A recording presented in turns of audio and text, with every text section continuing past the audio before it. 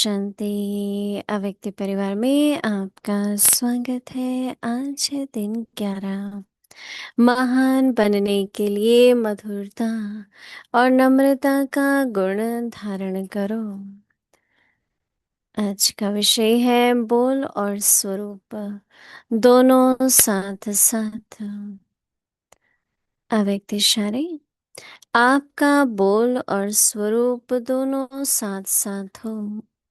बोल स्पष्ट भी हो, उसमें स्नेह भी हो, नम्रता और मधुरता भी हो, सत्यता भी हो, लेकिन स्वरूप की नम्रता भी हो। इसी रूप से बाप को प्रत्यक्ष कर सकेंगे। निर्भय हो, लेकिन बोल मर्यादा के अंदर हो। जब इन दोनों बातों का बैलेंस हो, तब कमाल दिखाई देंगी। फिर आपके शब्द कड़े नहीं, मीठे लगेंगे। पास विद ऑनर, सामना करने की शक्ति। मीठे मीठे बच्चे, जब भी तुम मुझे याद करते हो, मैं हाजिर हो जाता हूँ। अभी हम मोहिनी दीदी से सुनेंगे।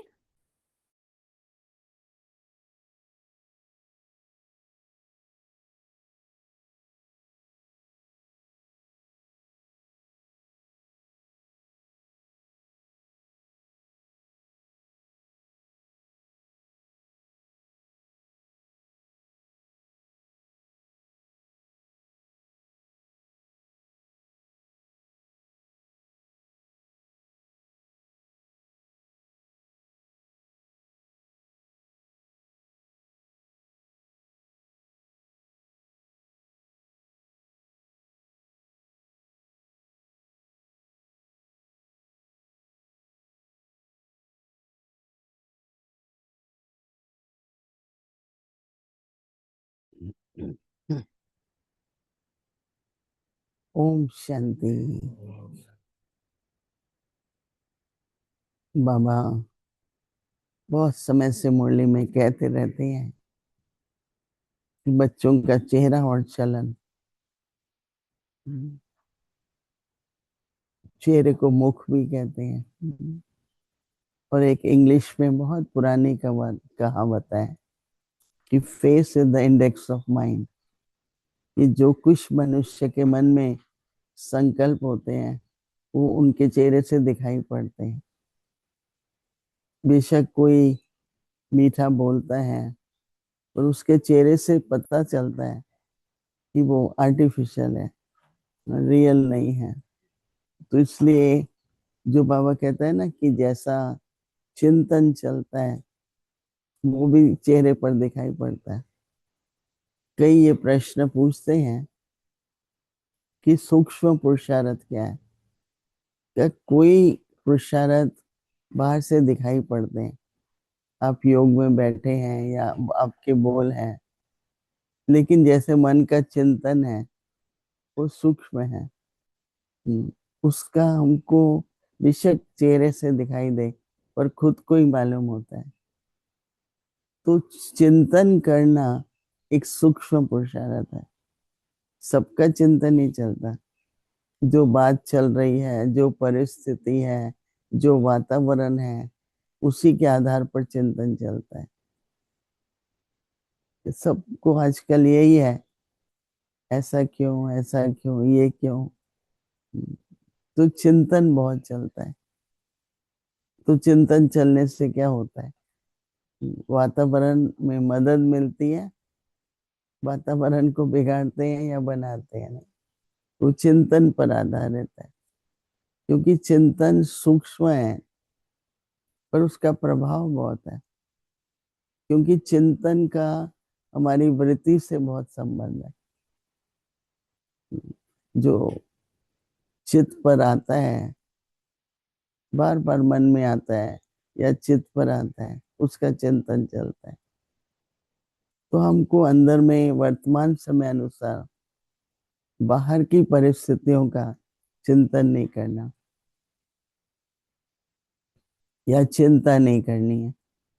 दो ही चीजें होती है ना, या मनुष्य चिंतन करता है या चिंता करता है। और कहते हैं कि चिंता चिता के बराबर होती है। धीरे धीरे धीरे धीरे वो चिंता जो है वो एक आदत भी बन जाती है। सोचने की भी आदत है ना। आदत कोई सिर्फ बाहर की नहीं होती है, लेकिन मन के सोचने की भी तरीका कहो, आदत कहो। तो जिनको स्वभाव बना लो कि मुझे बात का चिंतन नहीं करना है, पर बाप का चिंतन करना है। बाबा की याद करो, कुछ भी होता है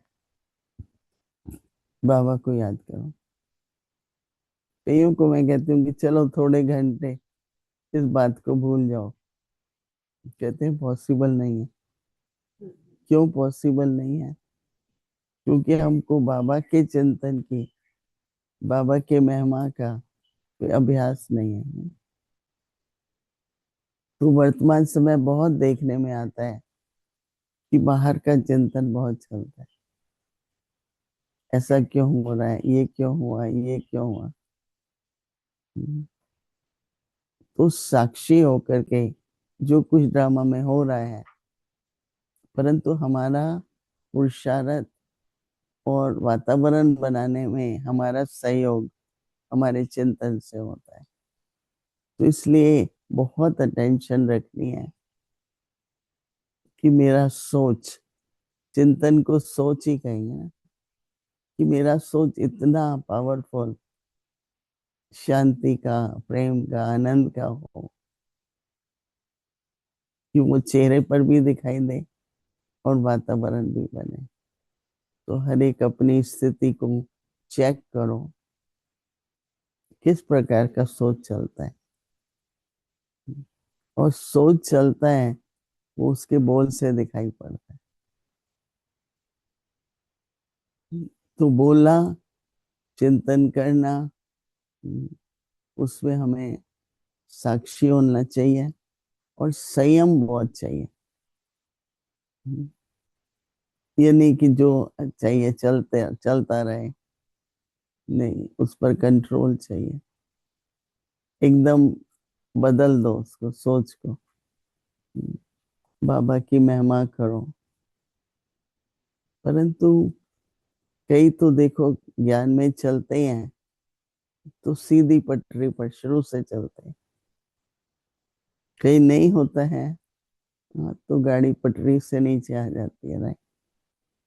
पर एक स्वभाव बना लो कि ज्ञान में हमारा चलना, चलन, व्यवहार, सोच एकदम शुरू से ज्ञान युक्त हो। एक बार दादी जानकी ने कहा, किसी की बात में कोई विचार था तो बोला ये शुरू से संस्कार है। और वो संस्कार ब्राह्मण जीवन में शुरू, जैसे कोई आलोचना करते हैं, जब देखो वही करेंगे हैं। क्योंकि हमने वो स्वभाव बना लिया, वो आदत बन गई है हमारी, वो तरीका बन गया हमारा, जो राइट नहीं है। क्योंकि चलो कोई है भी कैसा भी है, पर आपका हिसाब किताब, आपका समय और संकल्प किसी के कारण व्यर्थ क्यों हो। किसी के बारे में सोचना समर्थ तो नहीं है ना, व्यर्थ है। तो इसलिए सदा जब शुभ भावना रखते हैं तो स्वभाव भी वैसा होता है। सदा सबके प्रति शुभ सोचो। कईयों को वो मदद एकदम मिलेगी, कईयों को नहीं भी होता है। कहते मैं तो हमेशा ही इसके बारे में अच्छा सोचती हूँ, पर रिजल्ट नहीं दिखाई देती है। ऐसा कैसे हो सकता है? पर हम किस प्रकार की रिजल्ट देखना चाहते हैं, और पर हम रिजल्ट देखना भी क्यों चाहते हैं? बाबा है ना। पहले ऐसा मानते थे कि भगवान के पास ऊपर हर एक का एक बहुत बड़ा रजिस्टर होता है। नहीं, भक्ति में मानते बहुत बड़ा होता है, और उसमें जैसे आपका एक एक, वहां पर हर एक के लिए एजेंट होता है, वो लिखता जाता है। आपने अभी ये किया, आपने ये सोचा, फिर हम कहते हैं भगवान तक पहुंचता है, पर आत्मा में ही वो बड़ी किताब है। हर एक चीज जैसे संस्कार बनता जाता है, संस्कार बनता जाता है। तो हमको रजिस्टर कौन सा देखना है? अपने संस्कारों का। कि क्यों ये संकल्प आते हैं, मेरे में क्या ऐसी अ, वृत्ति बनी हुई है जो ये संकल्प आते। सब में तो सब नहीं आते ना, सेम अलग अलग तरह के संकल्प होते हैं, और वो होता है संस्कार। कईयों को संस्कार भी समझ नहीं आता, वो क्या होता है संस्कार।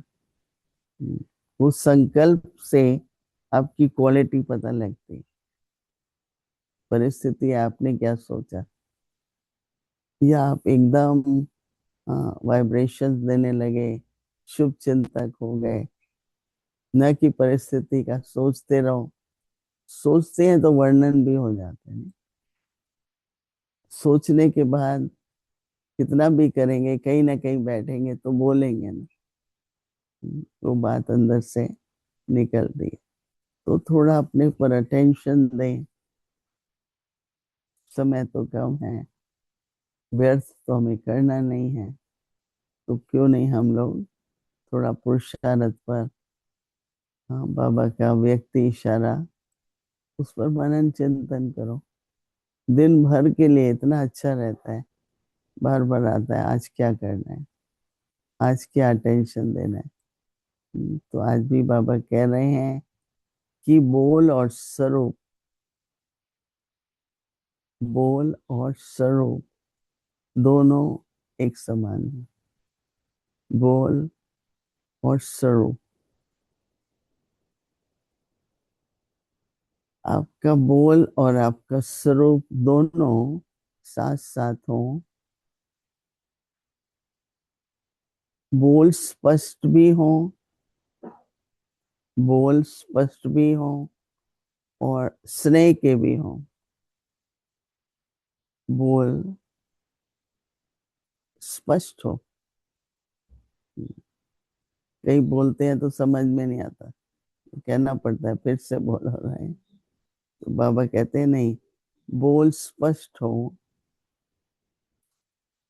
और उसमें स्नेह भी हो। तो बाबा कहते हैं कि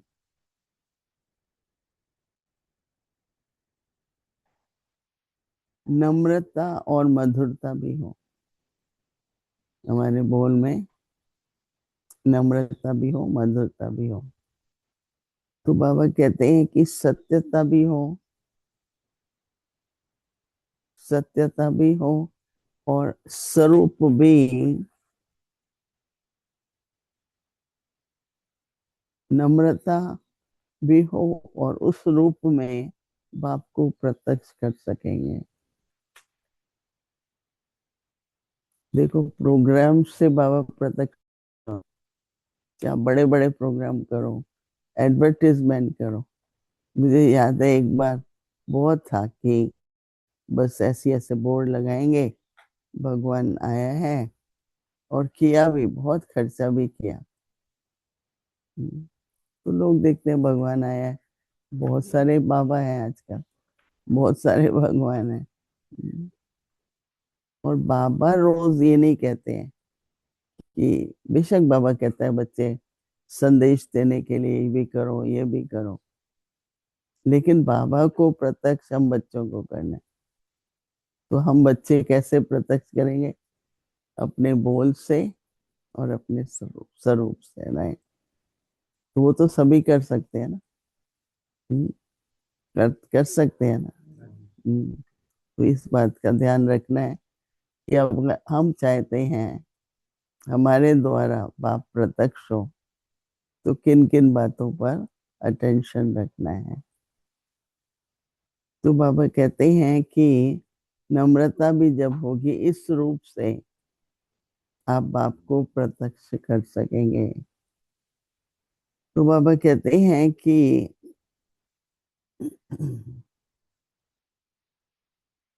निर्भय भी हो, सत्यता भी है तो निर्भय भी हो, लेकिन सदा मर्यादा के अंदर हो।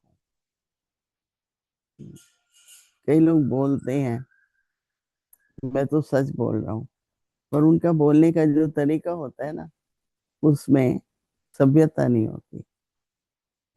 मैं तो सच बोल रहा हूँ, पर वो सच ऐसे बोलते हैं जिसमें नम्रता भी नहीं है, मधुरता भी नहीं है। तो इसलिए बाबा कहते हैं बोल मर्यादा के अंदर हो। अब इन दोनों बातों का बैलेंस, इन सब बातों के बैलेंस से बाबा कहते हैं तब कमाल दिखाई देगी। बैलेंस होगा तो कमाल दिखाई देगी।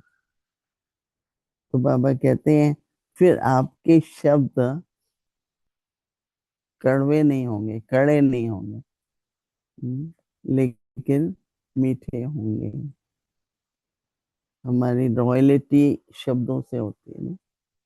कोई ऐसे फालतू बोलते हैं, रफ बोलते हैं, जोर से बोलते हैं, हम्म,